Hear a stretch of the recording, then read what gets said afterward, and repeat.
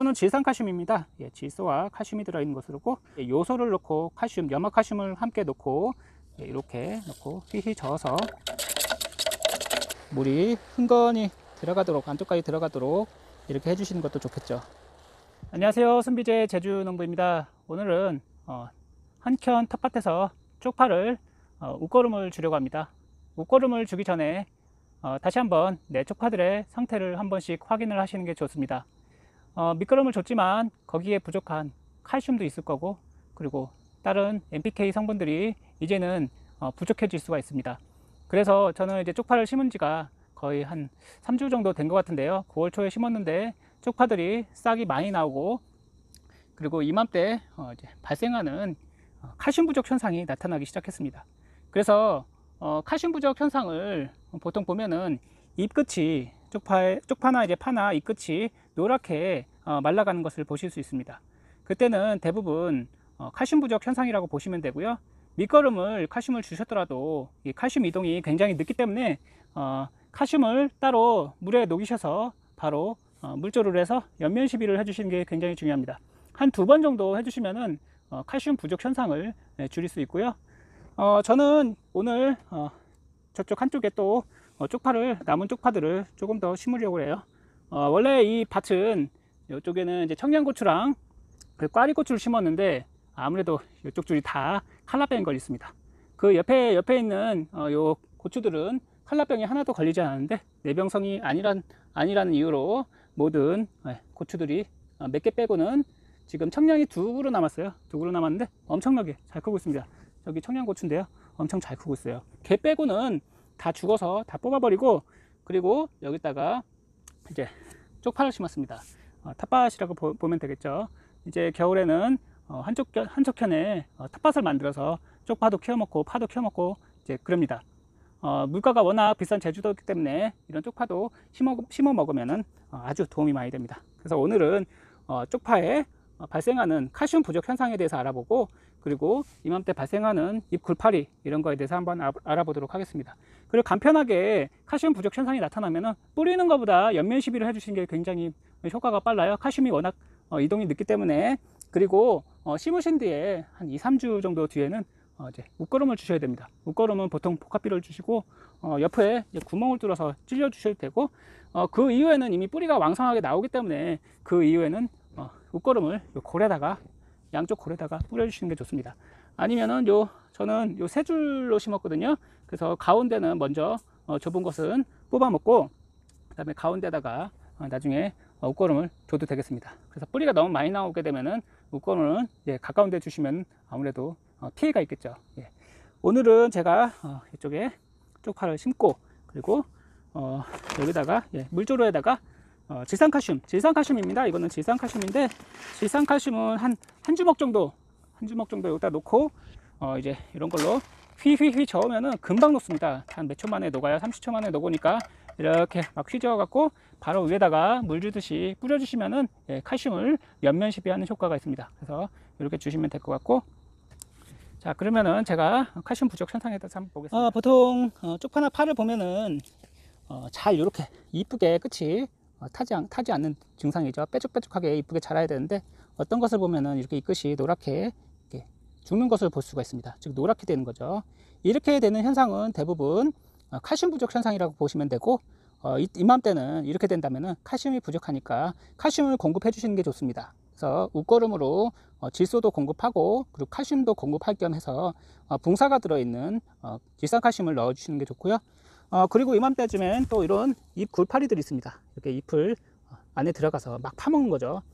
그래서 뭐 이런 잎 굴파리도 방제를 해주는 게 좋지만, 이제 가을이 지나고 좀 있으면 추워지기 때문에 굳이 굴파리 방제까지는, 해충 방제는 굳이 안 해주셔도 무관하겠습니다. 그래서 지금 이맘때 이제 웃거름을 잘 주셔야지, 이제 김장철에 여기서 좋은 것들만 뽑아가지고 또 김장에도 쓰기도 하고 파김치도 만들어 쓰고 이러거든요. 김장에 쪽파도 들어가잖아요. 그래서 웃거름을 좀 잘 주셔야지, 그래야지 더 좋은 쪽파를 수확하실 수 있습니다. 자, 그러면은 칼슘 부족 현상이 있기 때문에 우선은 칼슘 부족 현상을 빨리 해결해야 되기 때문에 두어 차례 정도 칼슘을 이제 옆면 시비를 해보도록 하겠습니다. 이거는 질산칼슘입니다. 예, 질소와 칼슘이 들어있는 것으로고, 요소를 넣고 칼슘, 염화칼슘을 함께 넣고, 예, 이렇게 넣고 휘휘 저어서, 휘휘 저으면 금방 녹습니다. 요소도 마찬가지로 금방 녹고 염화칼슘도 금방 녹습니다. 이렇게 질산칼슘이 없으면은 요소와 염화칼슘을 이렇게 한 주먹 정도 넣어서, 예, 한 1분 정도 저으면은 금방 녹게 됩니다. 수용성 칼슘제이기 때문에, 예, 지산태 지소가 들어있기 때문에 이런 것을 이렇게 넣으면 금방 녹게 됩니다. 그래서 이것을 이렇게 물이 흥건히 들어가도록, 안쪽까지 들어가도록 이렇게 해주시는 것도 좋겠죠. 중간중간에 NPK 복비도 넣어주시면은 이것도 천천히 녹아서 작물이 흡수를 하겠습니다. 이렇게 해서 질소를 옆면 시비하고, 그리고 칼슘제를 옆면 시비한다고 보시면 되겠습니다. 여기 안에는 붕소가 들어가 있어서 칼슘 이동을 도울 것입니다. 그리고 물도 충분히 주시면은 칼슘이 이동이 원활하게 됩니다.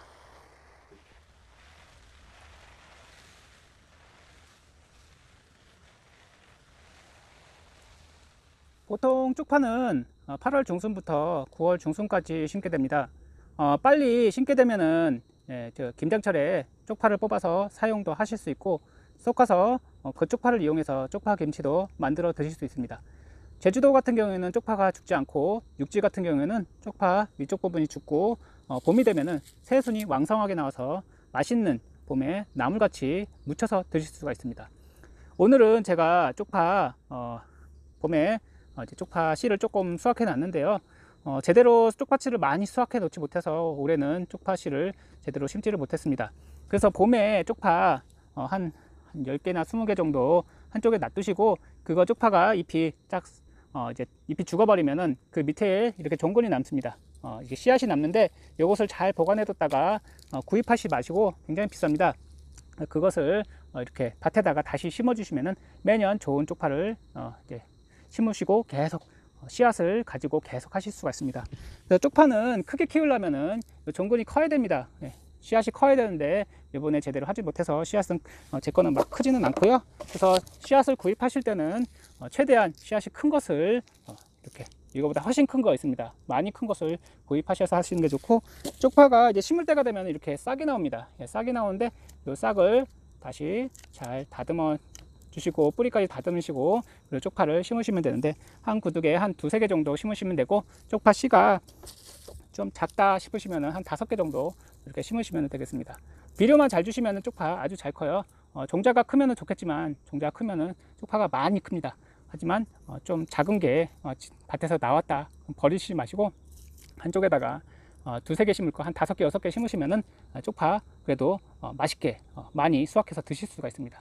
오늘은 제가 이쪽 밭에다가 쪽파를 좀 추가로 심어 보도록 하겠습니다.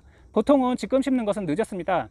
하지만 좀 늦어도 내년에 그 쪽파를 좀 작지만, 많이 풍성하진 않지만 지금이라도 심어 드실 분들은 지금이라도 빨리 심으셔서 쪽파 싹을 내야지, 그렇지 않으면 좀 있으면 한 달 있으면 추워집니다. 그래서 그때는 파종이 어려우니까 지금이라도 좀 늦었지만 빨리 쪽파씨가 있으면 하시기 바라겠습니다. 쪽파씨가 너무 오래되면은 싹이 나고 이게 썩어버립니다. 그래서 올해 쪽파 씨앗을 가지고 있더라도 사용하시지 않으면은 내년엔 버려야 됩니다. 그래서 쪽파씨 있으면은 지금이라도. 그리고 잊으셨나 모르겠지만, 쪽파든 뭐든 뿌리작물은 토양 속에 있는 벌레가 문제가 됩니다. 그렇기 때문에 항상 토양 살충제는 해주시고, 지금 제가 땅을 파다 보니까 이런 벌레가 있습니다. 요게 철사벌레입니다. 철사벌레인데 7월이 되면은 이제 그 유충들이 성충이 돼서 이렇게 땅 속에 이렇게 뭐 알을 까고 아무래도 활동을 하려고 하고 있습니다. 귀여운 벌레같이 보이는데, 이 유충이 이제 땅 속에 있는 뿌리들을 갉아먹고, 그리고 고구마나 감자에 큰 피해를 주는 철사벌레입니다. 그렇기 때문에 이런 벌레들이 보이기 때문에 이런 뿌리작물을 심기 전에는 토양 살충제를 해주시는 게 좋습니다. 왜냐하면 지금은 벌레가 없더라도 봄에 이제 땅 속에서 이게 이 파들을 파먹고 나중에 이 파가 뿌리가 이제 뿌리를 먹어버리기 때문에 나중에 문제가 될 수 있습니다. 그래서 이런 벌레들이 보이시면은 그닥 좋은 벌레가 아니고 익충이 아니고 해충이기 때문에 잡아주시는 게 좋습니다. 물거름을 주는 방법은 저는 이렇게 개다가 3개를 심었습니다. 3개를 심었는데 이 중에 좀 좁아지는 것은 나중에 뽑아 먹을 예정이고요. 그리고 여기 좀 복잡하다 생각되시는 것은 뽑아서 드시면은 요게 하나를 심으면은 요게 나중에 5배, 6배 그 이상으로 늘어나니까 요것도 하나를 심었는데 3개가 났죠. 요것도 하나를 심었는데 지금 4개가 됐죠. 그리고 나중에 이게 갈라집니다. 하나가 또 갈라지고 또 갈라져서 얘가 엄청나게 풍성하게 됩니다. 이게 풍성하게 돼서 나중에는 요것들이 지금은 넓다 생각돼도 나중에는 엄청 좁아서 얘네들이 크는데 문제가 돼서 중간중간에 뽑아 드시는 것도 굉장히 좋은 방법입니다. 웃거름 주는 방법은 여기다가 구멍을 살짝 냅니다. 이런 좁은 작은 호미 가지고 살짝 내시고 여기다가 수저, 작은 수저 하나 정도 이렇게 복합비료를 쑥 넣어주시면 되겠습니다. 여기도 마찬가지로 이렇게 해서 복합비료를 티스푼 하나 정도만 이렇게 속 안에 들어가게끔 해서 넣어주시면 되겠습니다. 여기도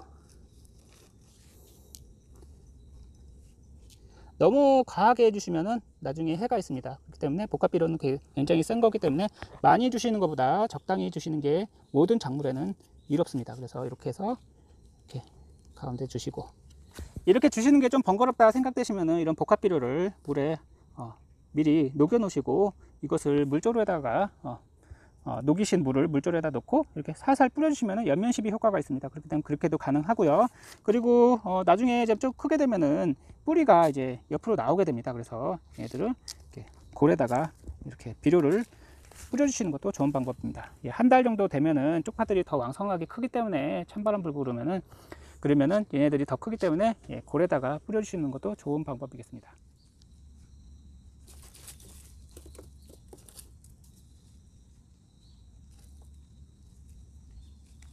쪽파를 심으실 때 이 윗부분과 뿌리를 제거하시고 심는 게 좋고, 이렇게 싹이 위쪽으로 나오니까요, 위쪽 부분을 이렇게 싹이 나오는 부분을 향하게 뿌리를 밑으로 해 갖고 심으시는 게 좋습니다.